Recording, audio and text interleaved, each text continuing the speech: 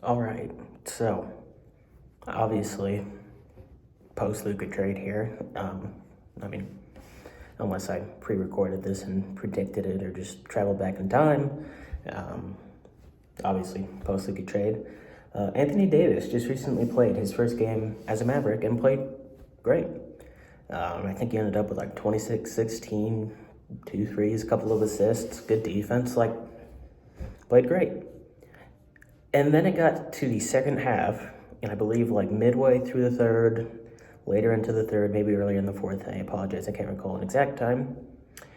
He had an abductor strain. Now originally he said he was fine, like he intended to play next game, like it was just not a serious injury.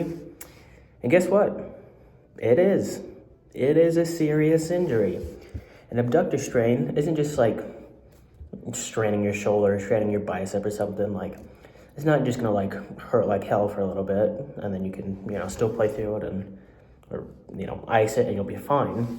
An abductor strain is a tear in one of the muscles in the inner thigh. If you go back to my Luka AD trade video, I said that this makes no sense for a couple reasons, of course. I mean, gap in talent, yada, yada, yada. But a big point I brought up was injury concerns. Now, obviously, Luka has had injuries similar to this. People have attributed to his weight. Not entirely true, but it could maybe, compound that. But it's just so poetic to me, I guess, is what I'm ultimately getting at, that they trade Luka for conditioning and health concerns for a player known for being injured. And his first game there, gets injured with a serious injury. Like, he'll be out multiple weeks. The Mavericks are currently in the play-in race. At the very least, kind of lower in Western Conference standings. Yeah, they're currently 8th. They are a game below the Clippers for 7th.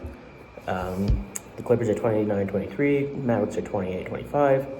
They're 2 games above the Kings, who, in my opinion, improved, who are at 26-26, 2 games above the Suns, who are at 26-26, 2 games above the Warriors, who are at 26-26, and 6 games above the Spurs, who are 22-28, 5 games above the Trailblazers, but win percentage. So, yeah, this is a tight race. I know 4 games or even 2 games seems like a pretty good amount. It's really not. I mean, it's an 82-game season, and let's look at the Mavericks schedule coming up. From my understanding, it's a tough schedule.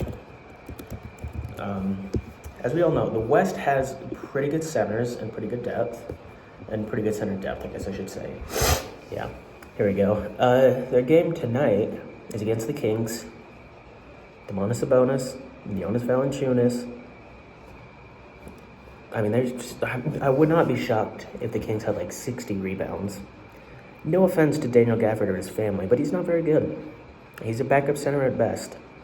Lively's still injured, I believe, for most, if not the rest of the season. I mean, it's just Daniel Gafford and PJ Washington. They don't have Kleba. Dwight Powell, are you just going to dig him up from his grave, see if he can go?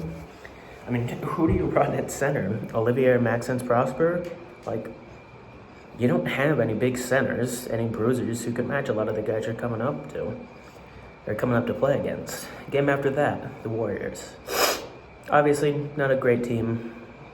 I mean, in general, they're improved now, but not a team with a lot of center depth or even just good center play. But I mean, Kevon Looney and Trayce Jackson-Davis can still get after it on defense and on the boards. You don't have anybody to really match them. Like, I put Daniel Gafford probably a little bit below somebody like Trayce Jackson-Davis. Both are very similar players. Both are undersized, athletic centers who struggle a bit on defense and rebounding because of their height and weight. But, I mean, again, even if you're looking at purely bodies, the Warriors have more center depth than the Mavericks. The Heat, Bam Adebayo. The Pelicans, Zion. They waived Daniel Tice. But I mean, Zion, if healthy, and if there's no center there, could drop 50 on you. We saw this the other night. He dropped 40 on another team. I can't recall off the top of my head, but and it's Warriors, Lakers, okay. Both teams with not great center depth. As we mentioned with the Warriors, Lakers, the Mark Williams trade got rescinded, so they don't, it's just Jackson Hayes. Then they play the Hornets, who do have Mark Williams, Yusuf Nurkic, Musa Diabate. Then they play the Bucks, Giannis, Brook Lopez, Bobby Portis. Kings again, Bucks again, Grizzlies with Jaren Jackson Jr., Brandon Clark. Suns,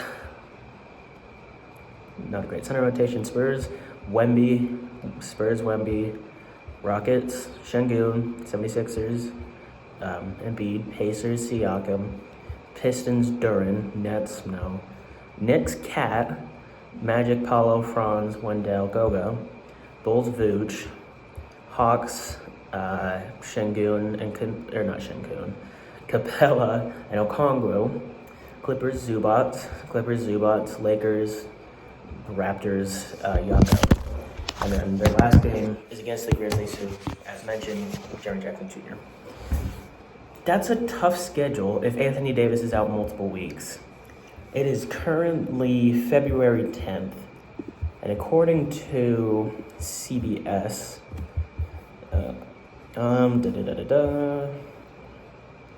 he does not have a timetable, but Anthony Davis does not have a timetable, but he is out for multiple weeks. Let's look at Anthony Davis time of return, just to make sure. The Sporting News says left abductor strain, possibly linked to a previously suffered abdominal issue.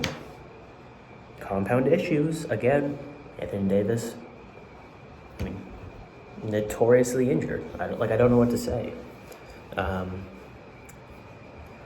While the severity of Davis's injury is still yet to be determined, ESPN's Shams Charania reports that he will likely miss multiple weeks, if not over a month. So it is February 10th. Let's say he misses a month exactly. So we'll go to March 10th. I mean, they play, again, the Spurs, Suns, Grizzlies, Mavericks, Kings, Bucks, or Mavericks. Spurs, Grizzlies, Bucks, Kings, Bucks, Hornets, Lakers, Warriors, Pelicans, Heat, Warriors, Kings. All teams with good size, good rim pressure, and good rebounding. I could see them losing majority of those games. I could see them losing 60, 70%.